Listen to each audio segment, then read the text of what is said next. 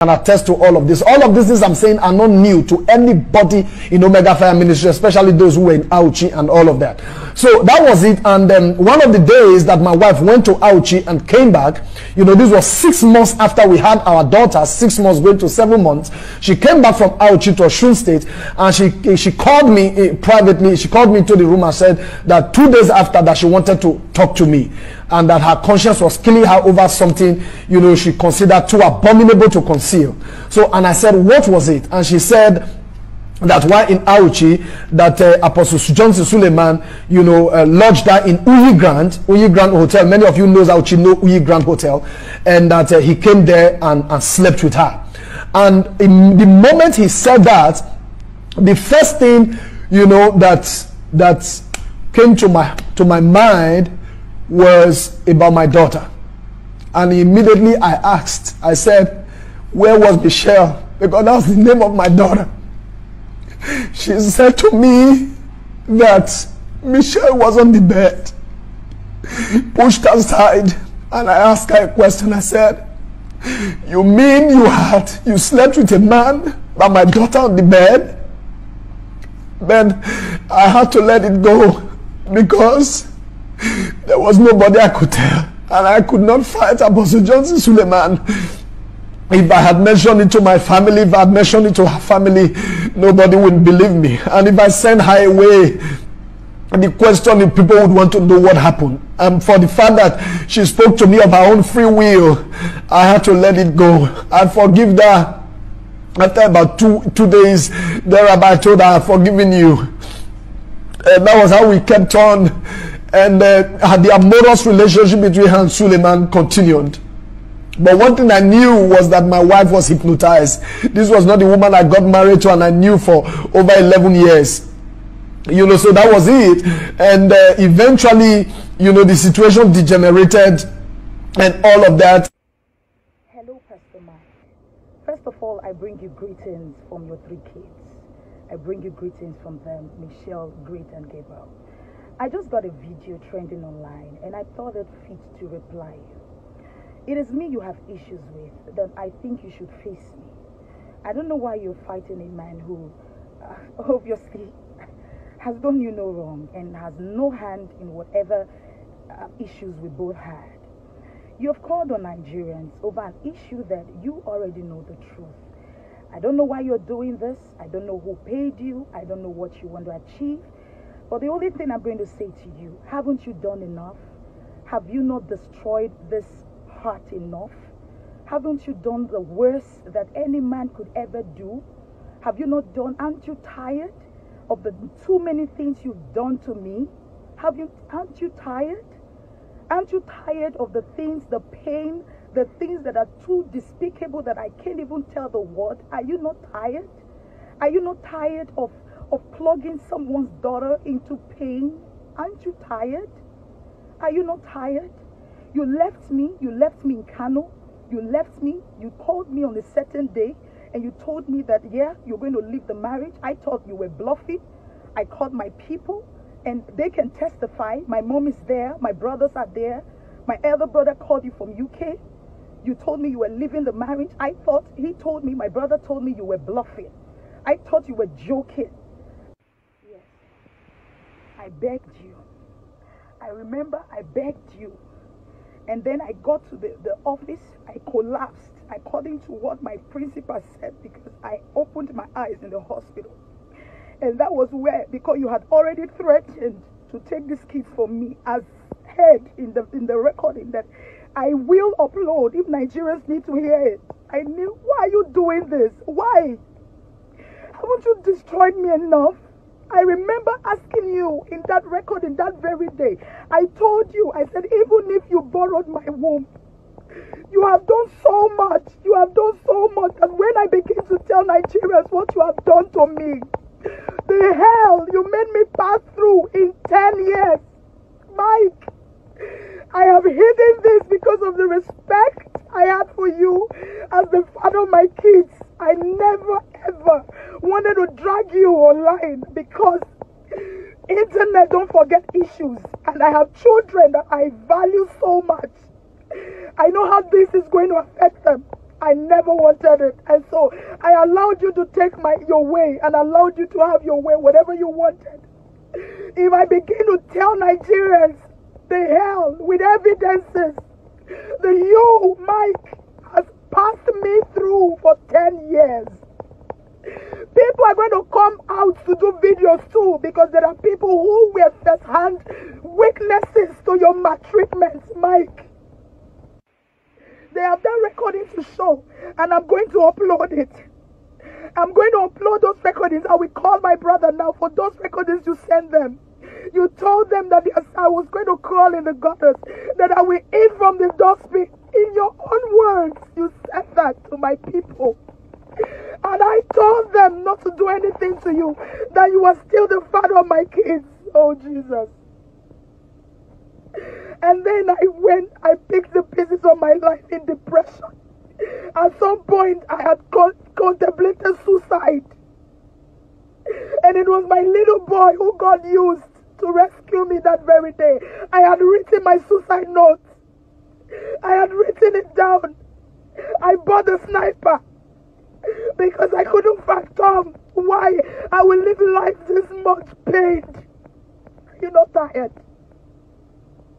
Mike, are you not tired? I won't drag you. I am only replying you. I won't drag you because of my children. But if you push me, I'm doing this reply right now to you, Mike, please. You have done so much. It's enough. It's enough. And you left. I picked the pieces of my life. I picked it. Even when you told my mom that it is not in your house I will do international ministry. I preached the gospel even before I met you. I remember I couldn't face Apostle John, the same Apostle John the Sulaman you are dragging right now. I couldn't face him. I could not. I was so scared. You had this whole thing planned out. And I told my brothers that I was going to crawl in the gutters. I will not reply you, Mike. My people will reply you. Because they all know how you've treated us and how you've gone over these issues. You have recordings you sent to them. You had this thing all planned out. And like I said, this is the worst you can do. I will come out of this one, Mike. I am not hypnotized. I am not under a spell. I know exactly what I'm doing. And listen to me, you had all this planned out. We got married in 2009. We were given 2 certificates. And I was told by the church to return 1 certificate to the local government. And the other wedding certificate was mine. You took the duplicate that I was to send to the local government. And you came back, Mike, to tell me that that certificate got missing because you said you wanted to do a visa. I kept quiet.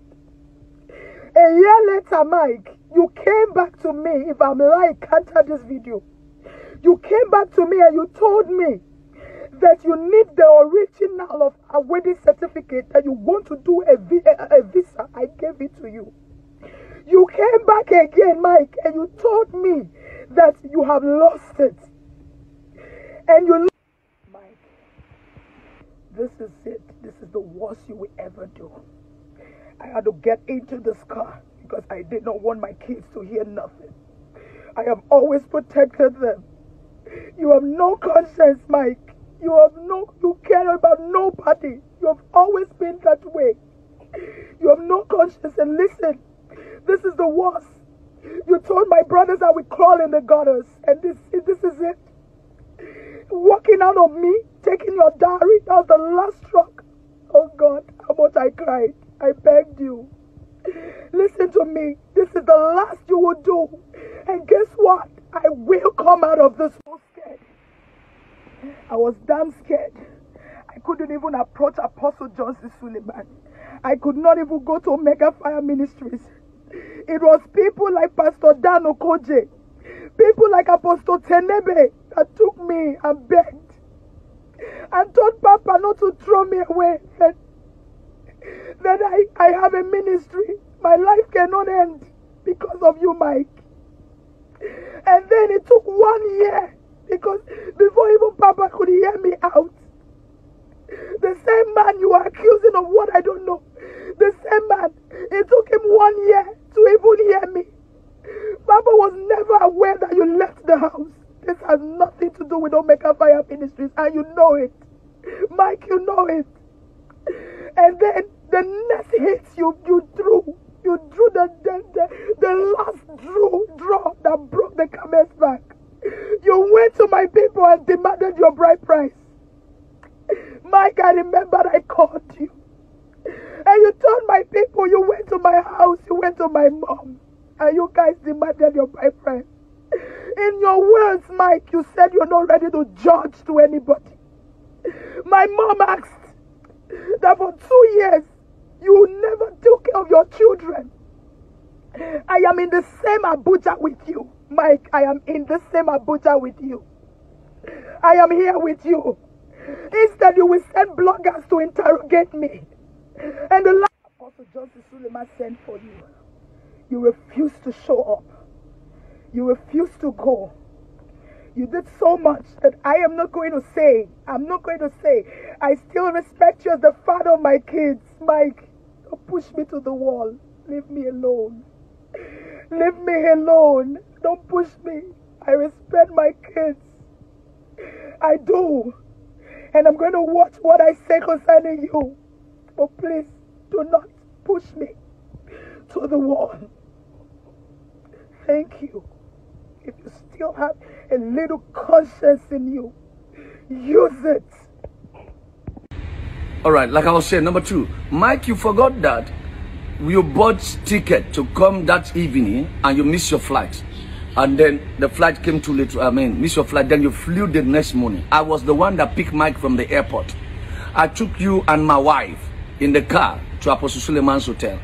When you were in Suleman's hotel and you were being rebuked, you were begging for me to reconcile you with your father. You were begging me and then talking to Suleman, begging. How can you forget that I was the one that took the picture? And my wife is an evidence and a witness in that matter. When you were leaving, when I was talking to Mike and Apostle Suleman in the hotel, begging Apostle Suleman, who literally didn't want to have anything to do with you, and he accepted because of me, I sent my wife outside in the hotel so that we can talk. And when we finished talking, I sent you out. And Apostle Suleman asked me, Apostle, what do we need to do? What do you think I should do to this young man? I said, put him on probation. And he said, okay, we'll give that a thought. And I brought you in. When we were going, Apostle Suleman gave Mike $1,000 and gave my wife $1,000 for transportation. And I was going to go to Germany, so I was going to German embassy to pick my visa. And then I took Mike with me to pick my visa in German embassy. On our way out on the Tomeland Bridge, our car got a problem. Mike, you forgot? And then Mike gave me the $1,000 that is my gift. I said, no, I don't do that. It's your father that bless you. You need ticket money. I know how you hustle to come down here. I don't do that. And then you say, if I don't take any money, Mike said, if I don't take any money from the money, he will not be happy, and he will throw the money in the Tomeland Bridge water. So I took $100 out of it, and Mike left with $900. And then Mike called his mother and put his blood mother and put her on the phone. The mother was crying and thanking me that thank you for reconciling my son back to his father. We have been laboring, going everywhere, talking to everybody, even in the airport. Apostle Suleman embarrassed us. I didn't know there was a case like that. It was your mom and yourself that told me. And then that is done. Only for Mike to go to the house, and I was managing them on the phone how to go. I told Mike to go to the church on Sunday, even though they have not finalized every arrangement. And you went and brought story that people were happy and news was going up and down and all of those stories until I got to America. When I got to America in New York, myself and Mike and Faith and Apostle were back to back on the phone for almost every other day, trying to reconcile this family. Long story short, Mike, you and I have a WhatsApp conversation. You and I have a WhatsApp audio conversation. You send notes to me. Your wife did the same. And you forgot I have them. Where did you keep your mind when you were doing a video that you said Apostle Suleman is in the custody of your wife? Did you forget that you, Mike Davis, called me on the phone and said you have left the house and I was begging you to go back home and you left for Abuja? How can you forget so soon? I begged you and you said you don't want to do anything with that marriage again. You are done with your wife and you are, she said this or whatever, and you are done with the marriage. I told you to think about your children. You told me that she has two options, either to return your children or to you, or she should keep it. And that was what happened. Faith was hospitalized. Do you know how many days I was on the phone talking to your children and praying for your wife and talking to her, encouraging her on the phone? The woman went mad, almost insane, and into depression. How can you be this cruel? I don't have problem with your domestic family, your problem in your family. I don't have problem with whatever you are doing with the Omega Fire Ministry and Apostle Suleiman. But I have problem with you not being sincere on the weight of my involvement on this thing. You never mentioned my name. Your wife never mentioned my name. I feel that both of you are ingrate. This is my conclusion on this matter. Be sincere enough and remove the name of Apostle Suleiman when it comes to dealing with your wife as being missing. You know where your wife is. And let me give you the biggest shocker of the era. When your wife left Kano to Abuja, I was aware. I know who gave her the money to make her transportation to Abuja, which is her elder brother in the UK. I am aware of that story. And then, can I give you the shocker? Pastor Faith know where Mike is living because they live in the estate opposite each other. We have cracked jokes on it, and I said one day both of you will run into each other in the shopping mall and in the supermarket, and we laughed. Faith know where Mike is living in terms of geographical location. Might not know the definite house, but he knows because both of them live in the same estate. Mike, your wife lives in your estate. Faith, you know that your husband lives in your estate. So don't bring Apostle Suleiman each. Two of you know to bring this man of God into the matter.